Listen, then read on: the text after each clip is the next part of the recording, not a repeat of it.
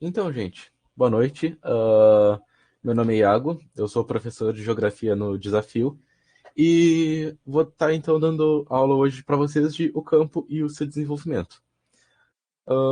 Caso alguém não tenha assistido a aula da semana passada, eu vou estar dando o equivalente a uma continuação da minha aulinha da semana passada, que é voltado então à Geografia Agrária. Outra coisa que eu gostaria de acentuar é que eu sei como está a internet hoje aqui em Pelotas, sei que estamos com bastante temporal, está com bastante chuva, e muitas regiões está com uma certa vulnerabilidade, então se alguém acabar se perdendo, caso travar muito a aula e não conseguir entender um conceito que eu passar, e quiser que eu volte para explicar, eu não vou estar me importando. Só solicitar que eu vou, com a maior paciência, voltar à aula e tentar explicar tudo direitinho para que todos entendam. Perfeito? Uh, Antes, então, de mais nada, só mencionar mais uma vez as notas compartilhadas, que é onde está acontecendo a chamadinha. E é isso. Vamos adiante. Então, o que seria o desenvolvimento agrário? O que seria o campo e o seu desenvolvimento?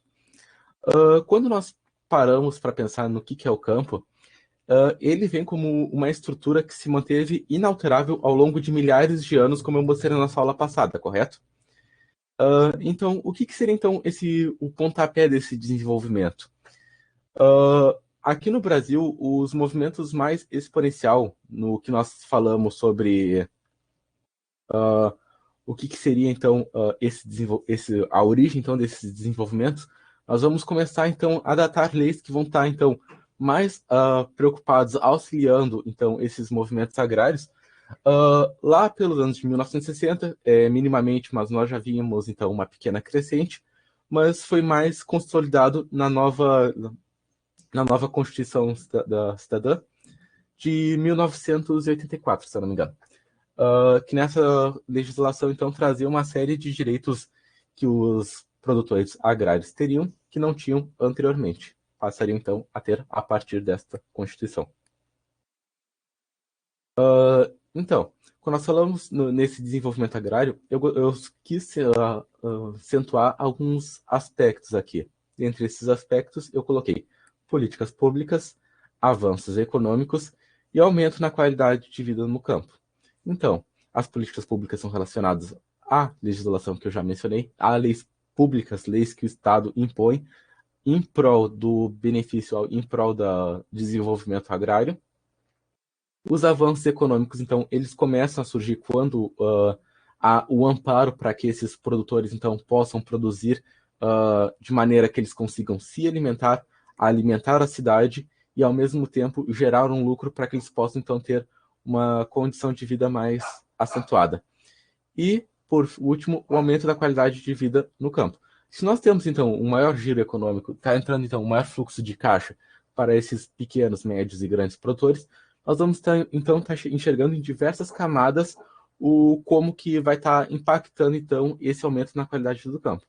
Porque se eu sou um produtor, tenho mais dinheiro, eu posso, então, pagar mais funcionários, eu posso comprar maquinários que vão facilitar, então, esse processo do plantio no campo, eu vou estar, então, podendo investir na educação minha e dos meus filhos. Então, nós estamos falando de um âmbito que vai desde uma questão socioeconômica até as mais diversas questões presentes, então, dentro do sistema agrário brasileiro, na questão do desenvolvimento de vida. E aqui, então, antes de pegar e dar início, então, como que foi dada essa evolução agrária, como foi dada essa evolução dentro do campo, eu quis trazer um personagem fictício criado pelo escritor Monteiro Lobato. Não sei se todos já ouviram falar, mas esse, então, é o Jeca Tatu, onde ele é, então, um homem do campo que passa por uma série de dificuldades ao longo de sua vida. É uma leitura bem interessante. Claro, muitos condenam um pouco essa leitura, e foi o motivo de eu trazê-la, por conta da visão que ela passa dos agricultores, onde ele está passando diversas dificuldades, onde ele é uma pessoa que se contenta com sua pobreza, ele é uma pessoa, então, que tem problemas com o álcool, ele é um alcoólatra, tá sempre deixando a vida se levar e nunca, tipo, traz, de certa forma, uma depreciação da vida no campo. Muitos colocam desse jeito. Então, isso é só para acabar, então, um pouco com os dogmas que existem sobre a vida no campo, que rege o seguinte, que a pessoa que está no campo, ela é pobre. A pessoa que está no campo, ela é ignorante. A pessoa que está no campo, ela se contenta com o que tem. Não, essa é uma visão muito generalizada, que até mesmo essa obra acaba por ser crucificada por conta disso, que o campo é uma região pobre. O campo é uma região sem educação. Quanto que, na verdade, principalmente nos dias atuais, nós vemos muito do contrário, que o campo é uma região rica, o campo é uma região que possui uma cultura própria, que possui uma sociedade única, e que, se não fosse por eles, nós não teríamos, então, o desenvolvimento dos centros urbanos. Então, eu apenas trouxe esse autor para problematizar. Ele já foi utilizado em questões do Enem. Então, para que nós possamos pensar desconstruir, então, um pouco esse pensamento sobre o como que é a vida no campo. O Jeca Tatu, então, ele vem a ser alvo dessas críticas, então, dessa olhar, tipo, mais preconceituoso em relação ao campo. Então, o Jeca Tatu, então, ele é uma alusão ao campo, ele é dado como uma forma de atraso. E é sempre bom pegar e não construir esse tipo de pensamento, também se nós tendo uma sociedade tão desenvolvida dentro dos meios agrários. Então, vou trazer então uma pequena contextualização então de como foi dado essa origem então no meio rural, esse pequeno desenvolvimento. Então, trouxe o seguinte: o meio rural tem contribuído de forma histórica no processo do desenvolvimento do Brasil. Contribuições de caráter social, econômico, cultural evoluíram de forma acentuada a partir dos anos de 1988, quando começou a se pensar nas estruturas dos auxílios aos produtores. Então, nós já víamos, então, anteriormente, como eu mencionei na Constituição da Cidadã, que ela vinha, então, a garantir esses direitos, mas é um processo que no Brasil, como eu vou estar trazendo agora, nós vamos ver que não se deu de uma maneira rápida, de uma maneira agilizada. É um processo que ainda se encontra em construção, que vai, então, criando, que vai, então, modificando, que vai adaptando, então, leis que vão permitir a existência, então, do meio agrário no Brasil. E quando eu falo da existência do meio agrário no Brasil, eu não estou me mencionando unicamente ao agronegócio, como eu falei na nossa aula passada. Não estou falando do grande produtor. Eu estou falando da agricultura familiar, que esses que são responsáveis, então, pela maior parte da alimentação dos grandes centros urbanos. E aqui, então, eu trouxe uma pequena linha do tempo com algumas leis que eu pesquisei e achei interessante trazer para vocês, que falam um pouco de como foi dado, então, o início desse desenvolvimento.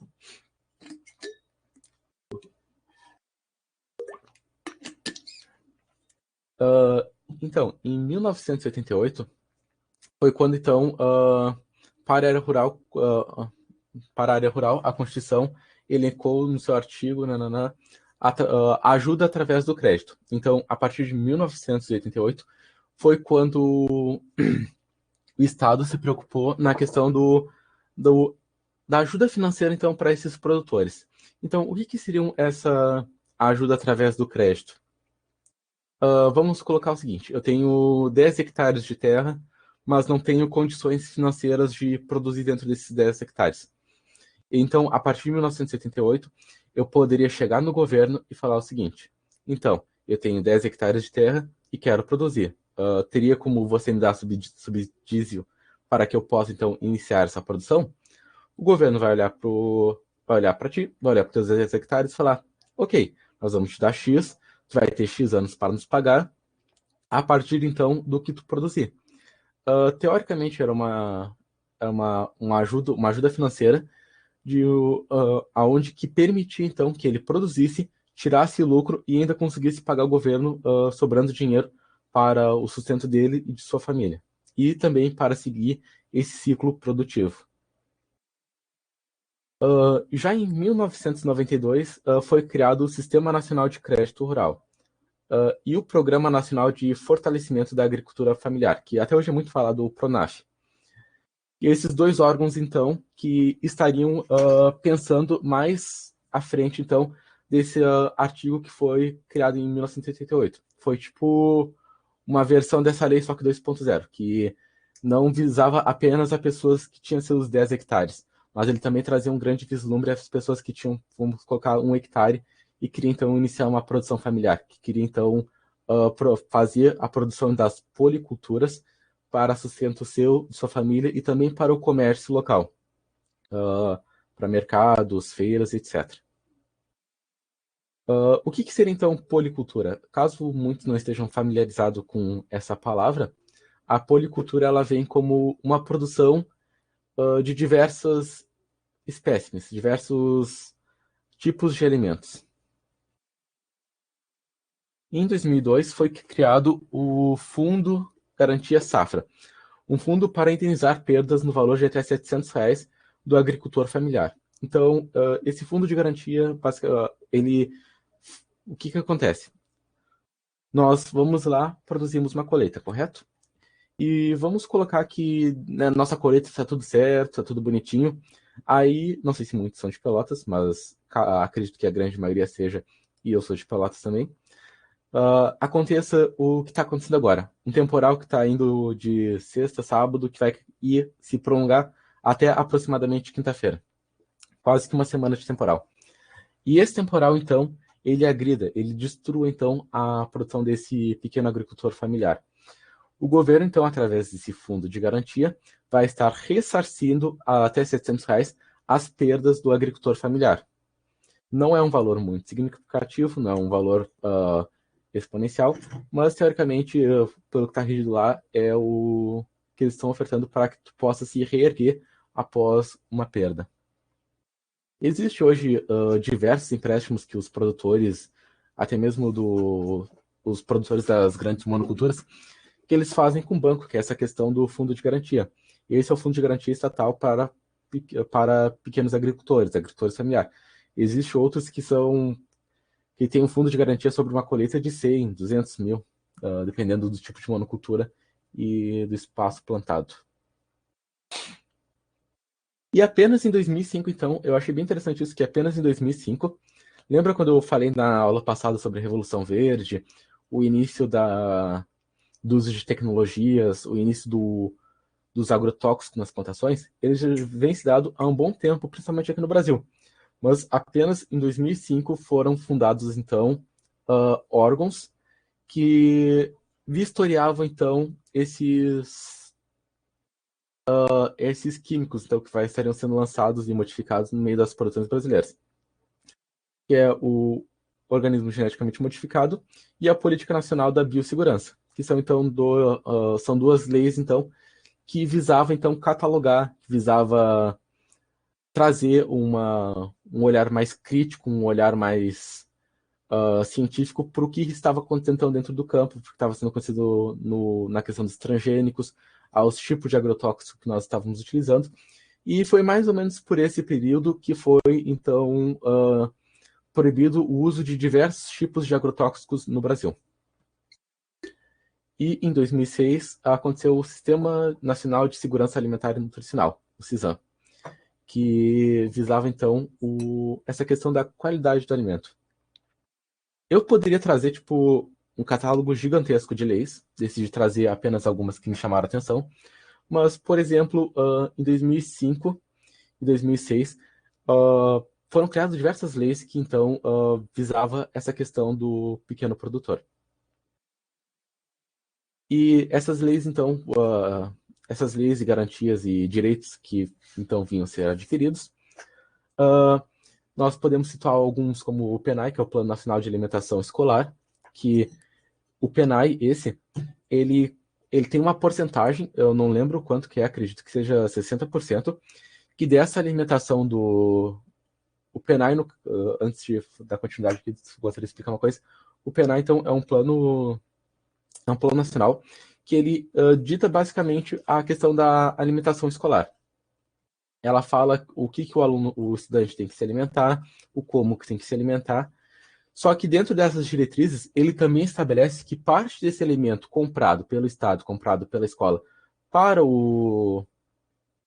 para os estudantes comerem, uma porcentagem tem que ser comprada, então, desses agricultores familiares, contanto que sigam uma série de diretrizes da questão da segurança alimentícia. No caso, que não haja uma grande e exagerada quantidade de agrotóxicos sob esses alimentos. Ficou confuso alguma parte? Tá tudo certinho.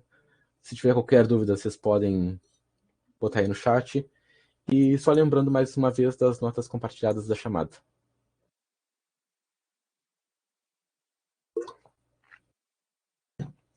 Então tá, vamos dando continuidade. Então, a agricultura no século XXI. Hoje em dia, no presente, nós conseguimos encontrar, então, dentro do amplo leque da agricultura brasileira, eu quis ressaltar alguns aqui que eu acho que são bem interessantes. São alguns projetos eu já trabalhei com eles, outros eu apenas li e ouvi falar, e que eu gostaria então de trazer para que vocês possam então se familiarizar, conhecer e adquirir conhecimento sobre, porque nós vemos que hoje em dia, tanto no Enem quanto em diversos vestibulares, eles abordam bastante, não só através da ramificação que nós vamos falar em agricultura do agronegócio, mas eles trazem também bastante enfoque à agricultura familiar, à questão das hortas urbanas e também bastante da agroindústria. O como que eles impactam, então, de uma forma na sociedade, como que eles impactam, então, na vida, no cotidiano do povo brasileiro. Eu vou estar, então, abordando cada uma dessas separadamente, para que nós possamos, então, criar um conhecimento acerca desses que eu gostaria de acentuar.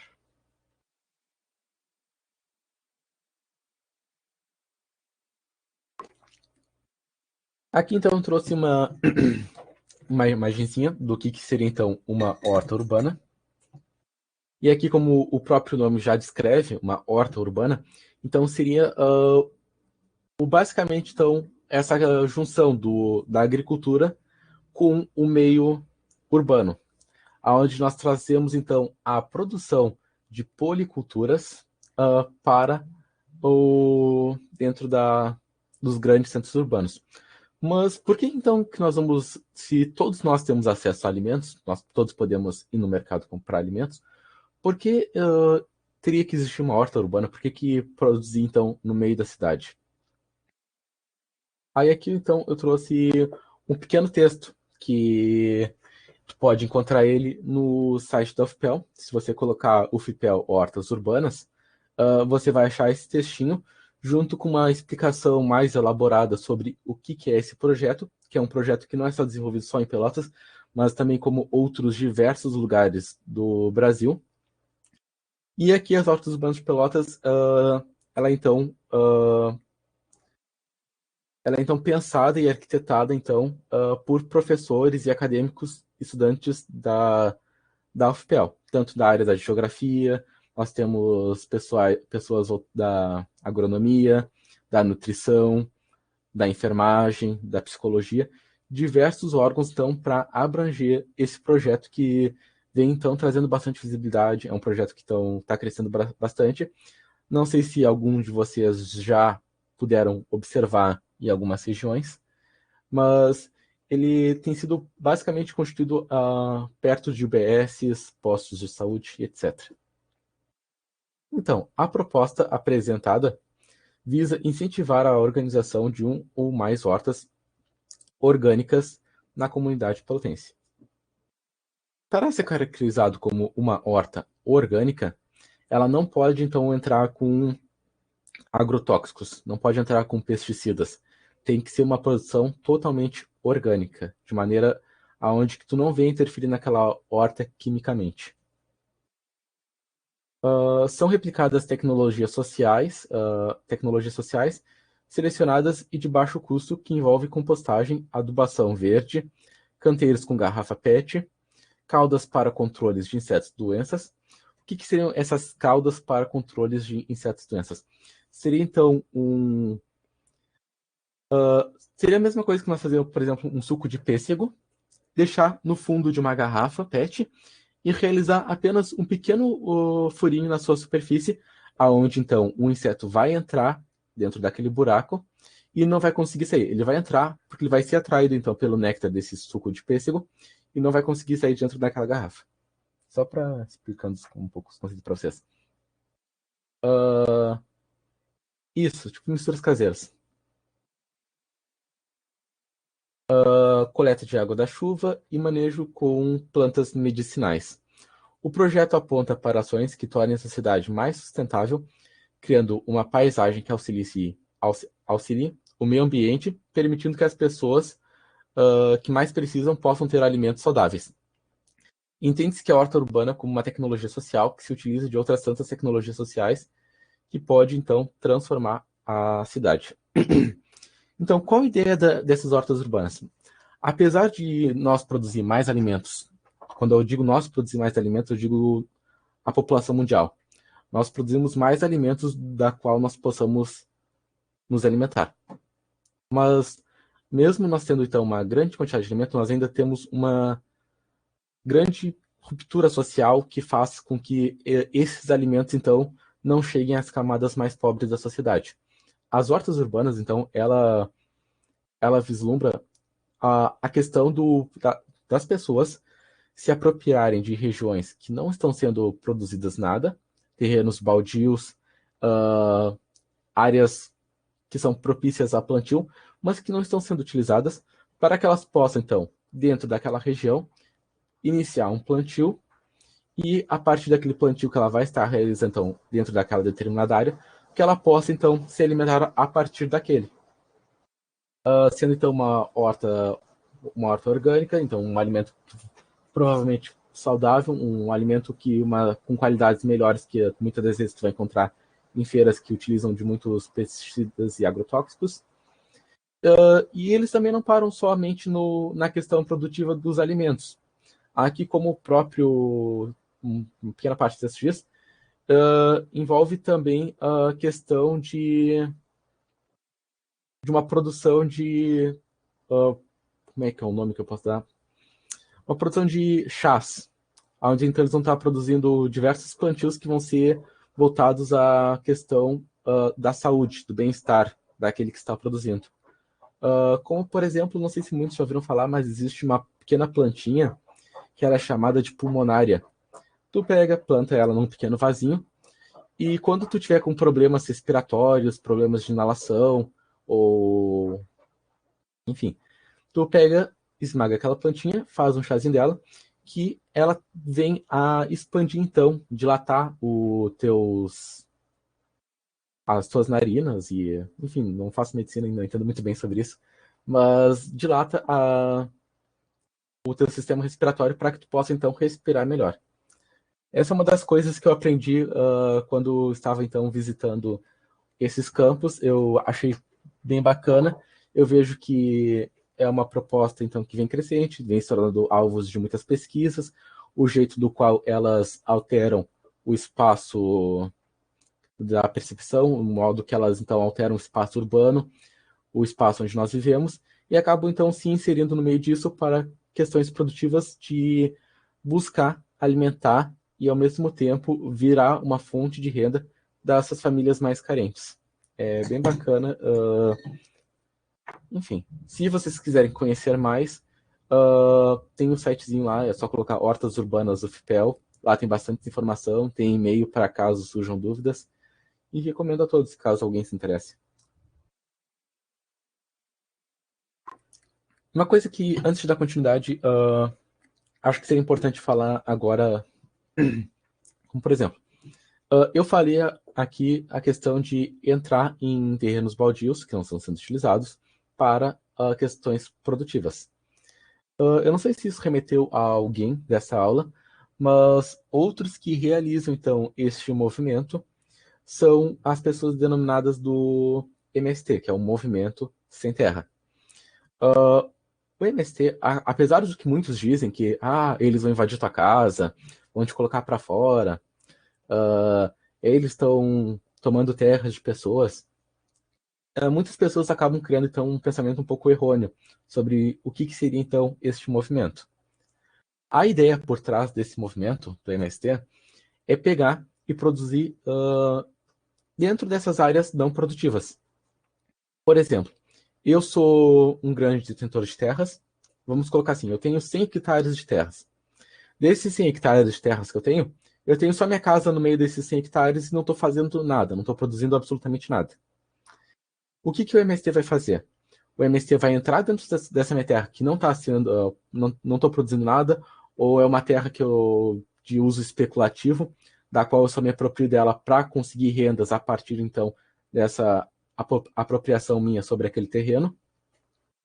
Então eles entram dentro dessa terra e começam então uma produção familiar dentro daquela região, aonde então eles vislumbram produzir as policulturas como meio de alimento próprio e também meio de sustento daqueles que vão estar se apropriando daquela terra para vender no comércio. Eu ia trazer para nossa aula, mas achei que ia ficar prolongado demais, mais características sobre alguns movimentos. Mas só ressaltando um aqui que eu acho interessante e que nós vemos bastante, tanto sendo atacado, mas também como sendo cobrado em muitas questões de vestibular e etc. Que é, no caso, então, o MST. É bem interessante nós pensar no que é o verdadeiro projeto deles. Eles são responsáveis, então, por grande parte da alimentação de grandes centros urbanos. Tinha uma estatística sobre eles que eles produziam, nossa, uma quantidade bem exponencial do leite vendido. Inclusive, acho que, se eu não me engano, o nome da marca de leite deles é aquela Terra Vida.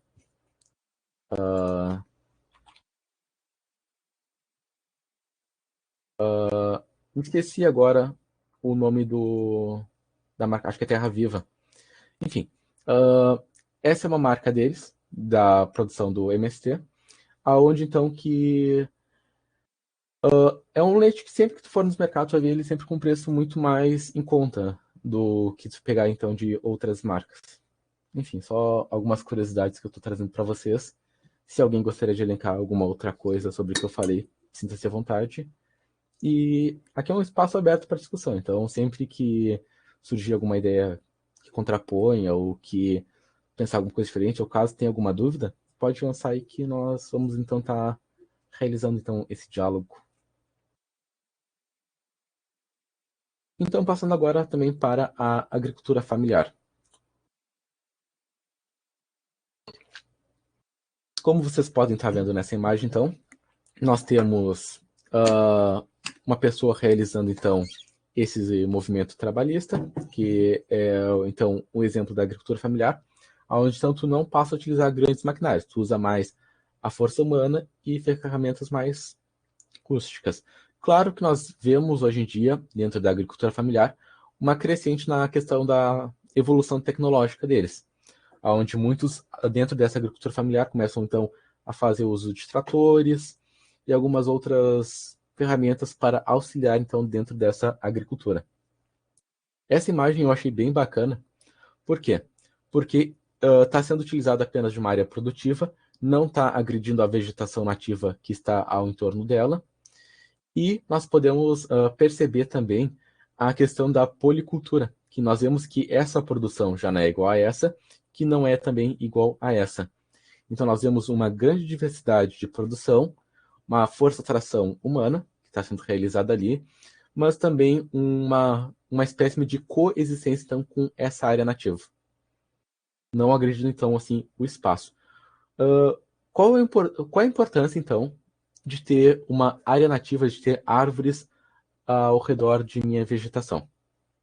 A importância por trás, então, dessa área nativa, que ela já vem como uma proteção natural para o sistema de produção, é que ela funciona como um quebra-ventos. Essas árvores, então, como estão situadas, em vez de permitir que o vento atinja com tudo essa área plantada, ela vai então quebrando esse vento e fazendo com que ele atinja com um menor impacto esse solo, agredindo menos então essa cultura plantada. Então, além dessa espécie de coexistência, elas também conseguem se beneficiar mutuamente. Porque quando nós colocamos uma plantação no chão, quando nós iniciamos uma produção, essa então vai estar retirando nutrientes dos solos, mas também vão estar repondo alguns outros nutrientes que são essenciais para a vida no solo. E também essa questão do fluxo de irrigação é uma coisa bem bacana de ser estudado. Áreas que nós podemos estudar tanto a partir da geografia quanto da agronomia, ou outros cursos que envolvam essas áreas que eu não sei citar agora. Então, trouxe um pequeno textinho para falar um pouco mais dentro dessa agricultura familiar. Eu coloquei o seguinte. Então, ela vem como se a principal característica da agricultura familiar está associada à policultura, a plantação de diversos tipos de alimentos. Ou seja, plantio de diversos tipos de produtos. Em todos os biomas do país, encontra-se então produtos que são comercializados pela agricultura familiar. Destacam-se frutas, legumes, verduras e animais, sendo que os principais são milho, café, mandioca, feijão, arroz, trigo, leite, carne suína, bovina e de aves. Essa produção, que está diretamente ligada aos meios sustentáveis de produção alimentar, pela implementação de técnicas que não agridem o meio ambiente, também sendo responsável por 70% da alimentação dos brasileiros. Então, a agricultura familiar, ela vem a ser responsável então, pela alimentação de 70% dos brasileiros, e ela não é nem a maior produtora de alimentos do Brasil. Quando nós falamos na maior produção de alimento, nós estamos falando diretamente do agronegócio, que utiliza então de grandes escalas de terra para produzir então aquele alimento, para produzir aquele insumo primário. Só que desse insumo produzido, nós vemos apenas uma pequena parcela ficando dentro do território nacional. Grande parte dos produtores do agronegócio estão preocupados mais com exportar o alimento, então, do que o comércio interno. Cabendo assim, então, a agricultura familiar a alimentar a população brasileira.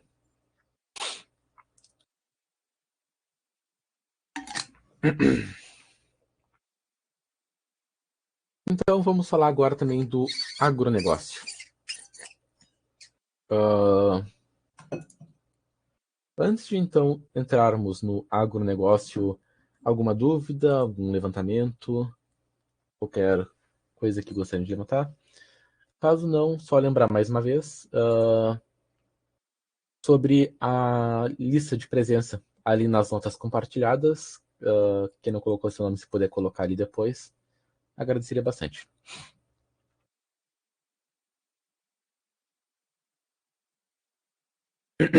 Então vamos lá, agronegócio. Essa imagem, como eu pude trazer para vocês, nós conseguimos então ver uma grande área plantada de uma única cultura. Então, o que é característica do agronegócio é principalmente a produção de monoculturas. Quando nós vemos, então, quando nós estamos, por exemplo, viajando aqui pelo Rio Grande do Sul, acredito que em muitas vias nós podemos observar que nós vamos passar por regiões que têm uma grande produção, uma grande quantidade, assim, ó, imensa, produção de soja. E a última vez que eu dirigi de Pelotas a Porto Alegre, eu pelo menos pude observar bastante isso, que parecia que era uma área que não ia ter mais fim, que era só uma única espécie, uma única cultura sendo plantada. Na maior parte do perímetro dessa área pela qual eu percorri, era a soja.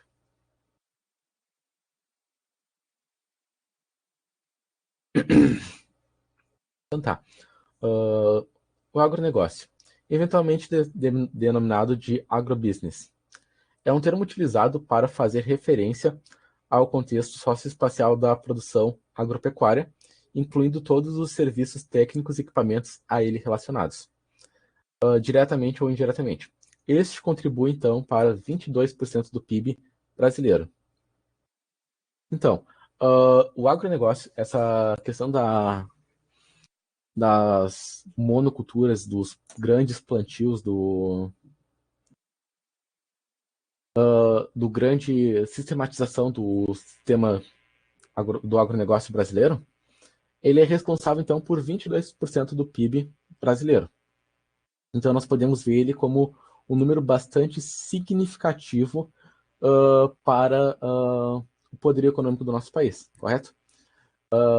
Só que também, nós também conseguimos, através dele, enxergar que é uma grande quantidade de alimentos, é uma grande quantidade de matéria-prima brasileira, porque para produzir para produzir um grão de soja, 1 quilo de carne, para produzir um grão de aveia, enfim, entre os mais diversos responsáveis por essa monocultura, é necessário retirar nutrientes do solo.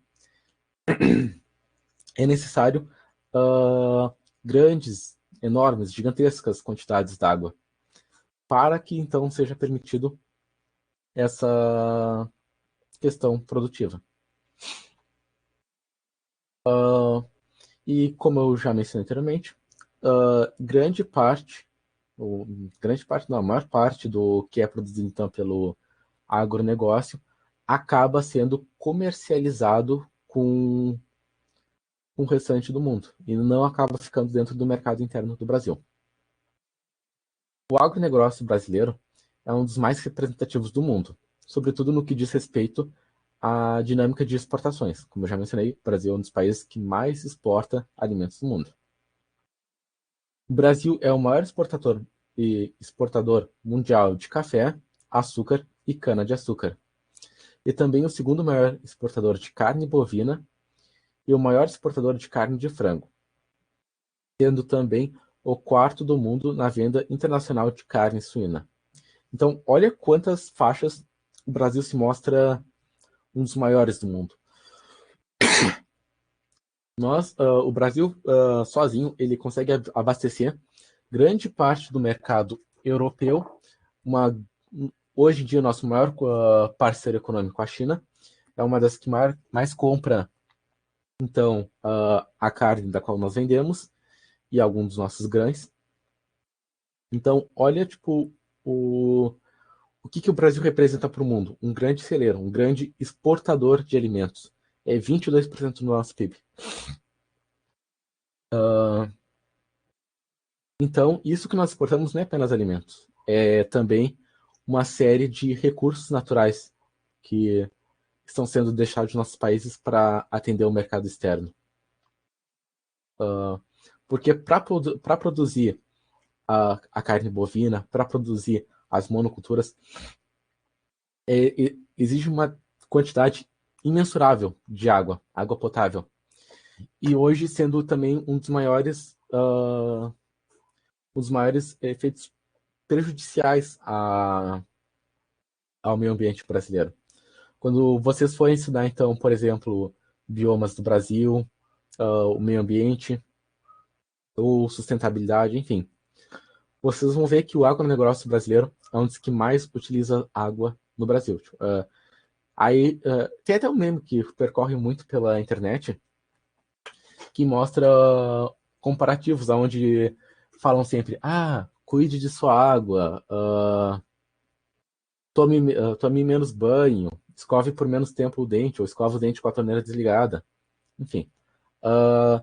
Sendo que, em comparação ao consumo humano dessa água, ele vem a ser quase que nada comparado ao consumo da água potável realizado, então, pelo agronegócio brasileiro. Acho que da parte do agronegócio ainda tem muito o que falar, mas acredito eu que sejam questões que vão ser complementadas, então, não sei se vocês já tiveram aula sobre o meio ambiente ou se terão ainda, mas de qualquer forma, as aulas daqui ficam salvas no Facebook não, no YouTube, e lá vocês podem estar entrando e reassistindo a minha aula. Vocês poderão reassistir a aula de outro professor, que vai estar então cobrindo então essa questão do meio ambiente, dos ecossistemas, dos biomas brasileiros, do como que eles têm sendo agredidos ao decorrer de vários anos pelos agricultores. Hoje em dia, por exemplo, o bioma Mata Atlântica quase não existe, está quase em extinção. Nós vimos a crise do Pantanal no ano passado, 2020 ou 2019, foram as grandes queimadas. Enfim, o bioma amazônico por dia diminui, sei lá, quantos estádios de futebol. Mas vamos adiante. Se tiver qualquer dúvida, podem colocar aí no chat. E por fim, gostaria de trazer então para vocês a agroindústria, que no caso, este então vem a ser o que vai moldar a matéria-prima. Quando nós produzimos nos meios agrícolas o alimento, ele vem como para o produtor em formato de matéria-prima. A agroindústria, então, ele vem como responsável por refinar esse produto que está vindo do campo e transformar num alimento próprio ao consumo humano. Isso tudo para trazer como que o campo se desenvolveu ao longo de diversos anos. Eu só fazer uma ligação com a aula passada. Na aula passada, eu trouxe, por exemplo, que o meio agrícola ele ficou milhares de anos sem quaisquer alteração. Nós fomos ter alterações então, no meio agrícola a partir da industrialização, que isso foi ocorrendo então, lá pelo século XVIII. E depois, novamente, na Revolução Verde, que aconteceu lá no século XX. Então, nós temos grandes períodos, seguidos de curtos períodos dessa evolução do que foi, então, o desenvolvimento do campo, até hoje, até os dias de hoje, que seria, então, o que podemos dizer por refinamento assim, do que é produzido pelo campo, que o responsável, então, por esse refinamento seria, então, a agroindústria. Ela que, como vocês podem, então, estar enxergando nessa imagem, vai ser o responsável por pegar aqueles alimentos, colocar em latas, colocar em grandes sacos, realizar, então, os pêssegos em latas, que acredito que todo mundo gosta de comer, o doce de leite, enfim, diversos outros produtos que, após passar por esse processo de industrialização, vão estar próprios, entre aspas, às vezes, para o consumo humano.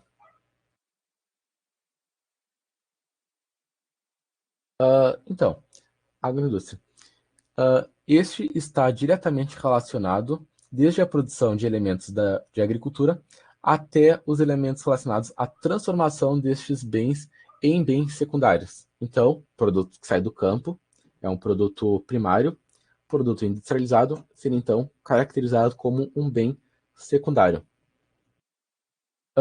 Segundo a Embrapa, empresa brasileira de pesquisa da agropecuária, a agroindústria, então, contribui com 5,9% do PIB brasileiro. Essa participação vem principalmente do benefício e da transformação da matéria-prima presente na agropecuária, integrando a produção rural ao restante do mercado econômico. Então, a agroindústria brasileira, ela representa cerca de 5,9% do PIB brasileiro, correto? Mas vamos parar para pensar. Grande parte do que nós produzimos de alimentos voltados das monoculturas são exportados. Existe uma industrialização no Brasil, existe agroindústria brasileira, só que é muito mais normal nós vermos a laranja, é muito mais fácil nós ver a maçã e, enfim, outros alimentos sendo exportados, industrializados fora do Brasil e depois revendido para o mercado interno brasileiro. Um exemplo gigantesco disso é o próprio suco de laranja, que muitas das vezes ele é industrializado fora do mercado brasileiro e depois vendido para nós, para que nós possamos então consumir aquele suco de laranja, após ele ser industrializado. Então, o Brasil tem um pouco de carência nessa questão da industrialização dos próprios alimentos. Nós não conseguimos abranger todos os alimentos que nós produzimos, industrializar eles dentro de mercados nacionais e vender aqui dentro. Ou até mesmo exportar esse alimento que, então, por nós é industrializado. Acredito que isso, então, se começasse a ser feito em uma maior escala, viesse, então, a baratear o custo final desse alimento no mercado. Então, em vez de pagar 10, 11 reais por um produto, nós vamos estar pagando uma quantidade menor. Mas por que também não é tão interessante para o produtor brasileiro investir na industrialização destes alimentos? Porque o mercado externo ele funciona da seguinte forma: ele é em dólar. Então, se eu sou um produtor do agronegócio, eu vou querer vender o preço do meu plantio em real dentro do mercado interno, ou eu vou querer vender em dólar. O dólar hoje está 5,60.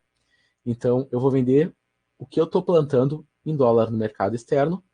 Não me importa o que ele vai fazer com o meu produto, contanto que eu vou estar recebendo, então, uma grande bonificação em cima daquele produto, então, vendido para uma outra região. Alguma dúvida? Alguma sugestão? Alguma crítica? Sinta-se à vontade.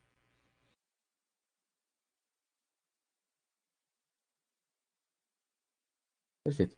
Uh, parte das minhas pesquisas que eu realizei para a aula de hoje, eu consegui muito através de artigos, mas o site da Embrapa traz bastante esses números da questão produtiva.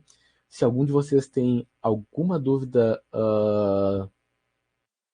sobre a produção brasileira, sobre o mercado externo e mercado interno, lá vocês podem então entrar e analisar um pouco melhor, um pouco mais de calma, esses gráficos. Eu acredito que seja bem interessante para quem se interesse por assunto e queira complementar um pouco desse conhecimento. Agora então vamos aos exercícios. Só que antes de entrar nos exercícios, eu gostaria de perguntar mais uma vez se não surgiu nenhuma dúvida durante a aula, se alguém entrou atrasado e gostaria que eu repassasse algum ponto, se alguém quisesse que eu explicasse novamente algum conteúdo. Perfeito. Então vamos dar seguimento aos exercícios. Quaisquer dúvidas vocês podem estar perguntando. E ao final da aula eu sempre deixo meu e-mail para contato, para se alguém quiser anotar para pedir algum material, pedir alguma indicação de conteúdo para estudar, vocês podem então estar me procurando. Distorcer um pouquinho aqui quando eu passei para a plataforma de onde nós temos a aula, mas acho que talvez tenha ficado visível a todos. Mas mesmo assim eu vou estar lendo o enunciado junto com vocês. Vamos lá.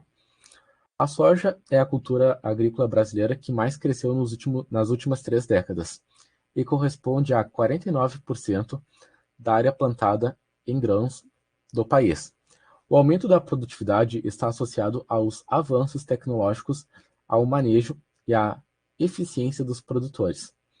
O grão é componente essencial na fabricação de rações animais e com uso crescente na alimentação humana. Encontra-se em franco crescimento, disponível em agricultura.gov.br e está na 2012. Uma causa para o crescimento no Brasil da produção agrícola especificada no texto é o letra a ampliação, desculpa, da qualidade de vida no campo. B, priorização do crédito ao pequeno produtor. Letra C, aumento do emprego de mão de obra informal. Letra D, aplicação de leis que viabilizam a distribuição de terras. E letra E, desenvolvimento de métodos que incrementam o cultivo. Eu vou estar abrindo aqui então uma enquete para vocês responderem.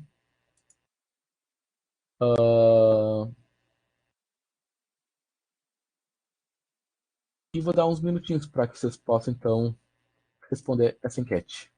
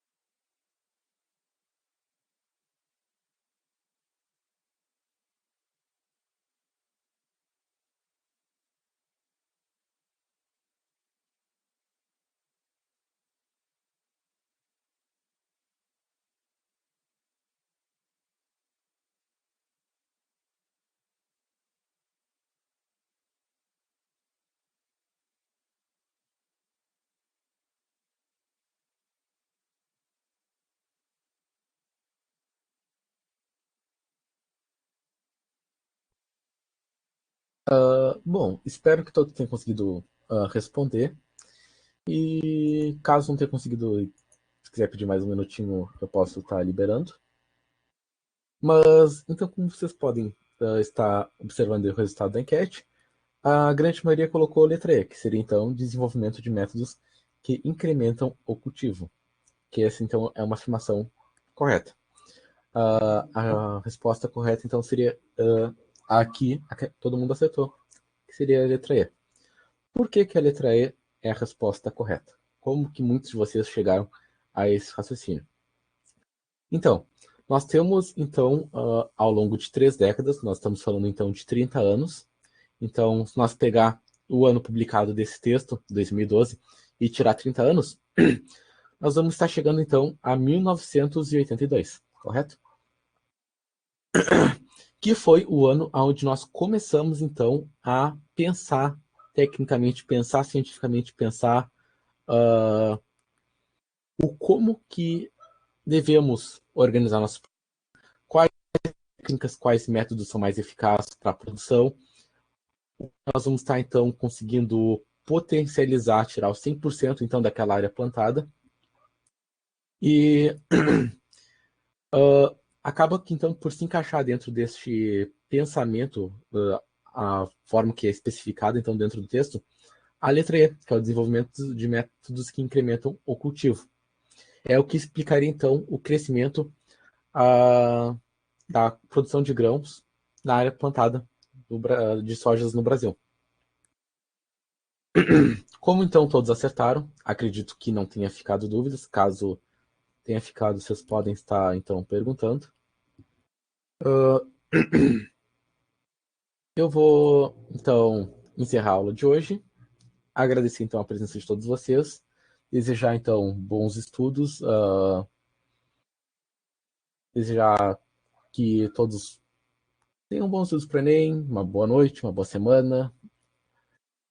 E é isso. Obrigado, boa noite. Agradeço a presença de todo mundo. E aqui embaixo deixo o meu e-mail para contato, caso alguém precise de auxílio com algum material. E agradeço novamente. Até a próxima. Tchau, tchau, gente.